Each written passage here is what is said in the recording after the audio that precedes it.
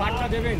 আমাদের বার্তা এই পশ্চিমবঙ্গে শ্রমজীবী মানুষের বিরুদ্ধে যে অন্যায় অত্যাচার তাদেরকে শাসন করা হচ্ছে, এই পশ্চিম বাংলার একটা স্বৈরাচারী সরকার যে সরকারের সুবিধার জন্য আজ শ্রমজীবী মানুষ তাদের কর্মের কোনো দায়িত্ব নেই,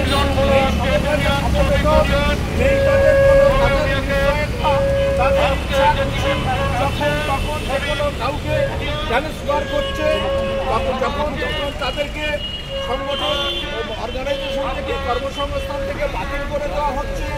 এবং পাশাপাশি দেখুন, পশ্চিমবাংলায় যে সমস্ত মিল কলকারখানা ছিল এক এক করে সমস্ত মিল কলকারখানাগুলো বন্ধ করে দিচ্ছে।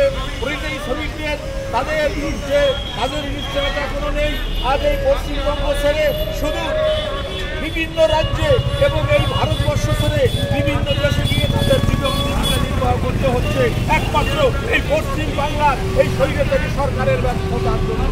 তাই আমরা আজকের এই দিবসে আমরা বার্তা দিতে চাই, এই পশ্চিম বাংলায় সমস্ত মিল কলকারখানা অবিলম্বে খুলতে হবে এবং সমস্ত শ্রমজীবী মানুষের কর্মসংস্থানের ব্যবস্থা করতে হবে। পাশাপাশি যে সমস্ত রেল গুদাম শ্রমিকদের যে কাজের নিশ্চয়তা সেই ব্যবস্থা করতে হবে। এর জন্য রাজ্য এবং কেন্দ্র সরকারের আমরা দৃষ্টি আকর্ষণ করছি। ইতিমধ্যে আমরা বলতে চাই, এই ভারতবর্ষে ভারত স্বাধীনতার পর যে সমস্ত ট্রেড ইউনিয়ন ছিল সেই সমস্ত ট্রেড ইউনিয়নগুলি শ্রমজীবী মানুষদেরকে ব্যবহার করেছে, তাদেরকে নিয়ে বাণিজ্য করেছে, কিন্তু শ্রমজীবী মানুষের স্বার্থে তারা কোনো কাজ করেনি। আজ আমাদের সেই সুদিন এসেছে, সেই সুদিন একমাত্র আমাদের ভারতের যশস্বী প্রধানমন্ত্রী নরেন্দ্র মোদীজি।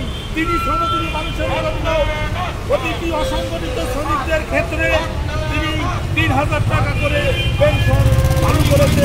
যে সমস্ত অসংগঠিত শ্রমজীবী মানুষ যখন তাদের বয়স ৬০ বছরের উঠতে হবে তখন তাদের ৩,০০০ করে প্রতি মাসে পেনশন দেওয়া হবে।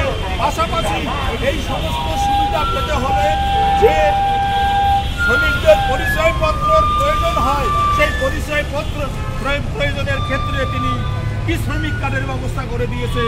এই ই শ্রমিক কার্ডের মাধ্যমে সমস্ত অসংগঠিত শ্রমজীবী মানুষ তারা ই শ্রমিক কার্ড করবেন এবং তারা সরকারের সমস্ত রকম সুবিধা ভোগী হবেন।